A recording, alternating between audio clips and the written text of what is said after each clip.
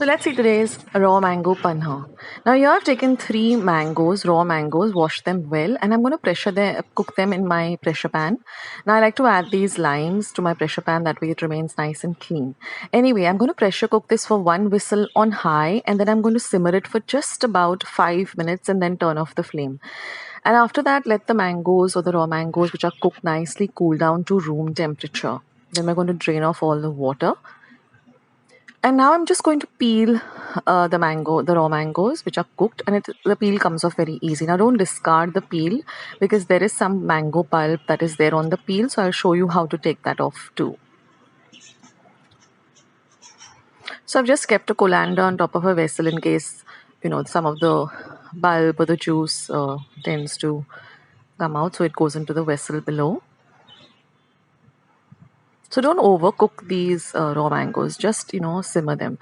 So now I'm just going to take a spoon like this, and I'm just going to take out whatever cooked pulp is there attached to the peel, and then you can discard the peel. So you have to try and get as much mango pulp as we can. And now I'm just going to squeeze out the pulp. Now don't throw out these seeds. You can just put them in your garden window, whatever pot that you have in your garden window or in your garden. So don't discard them. And then just smash up the pulp really, really well with your hands. And now we're going to run it through a mixer, because then we want a nice smooth paste like this. So now I'm just going to run this through my colander so I get a nice and even smooth paste of this, of the mango paste.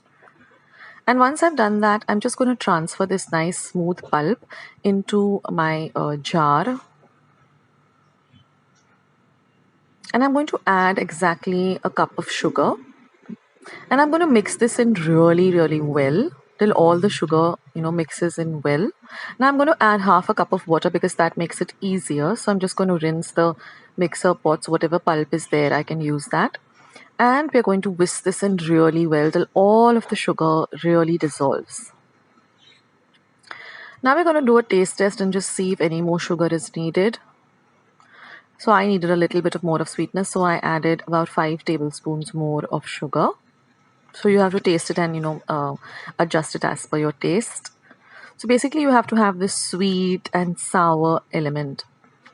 And again mix everything till all of the sugar dissolves. So this is going to be our concentrate of the panna that we're going to be making now.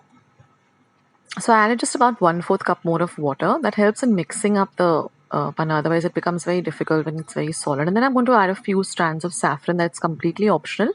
What it does, it just brings out a beautiful, it just gives this panna a beautiful color.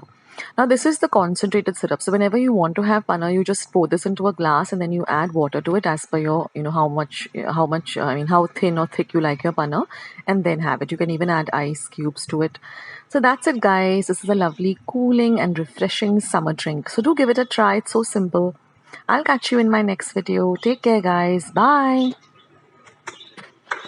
Friends, I hope you liked today's recipe as well as today's video, and if you would like to see more videos like this, then don't forget to leave this video a big thumbs up. Also by clicking the thumbs up icon. Also don't forget to subscribe to my channel and become a part of Akshata's recipes. Once you have subscribed, there is a small little bell icon that will pop up, so just click on that. That way whenever I put up a new recipe or a new video, you'll get a message for the same. So on that note, I'll say bye and I'll catch you in my next video sooner than you think. This is Akshata saying bye, take care, stay healthy, stay fit, be kind and loving to one another. So till we meet again, bye.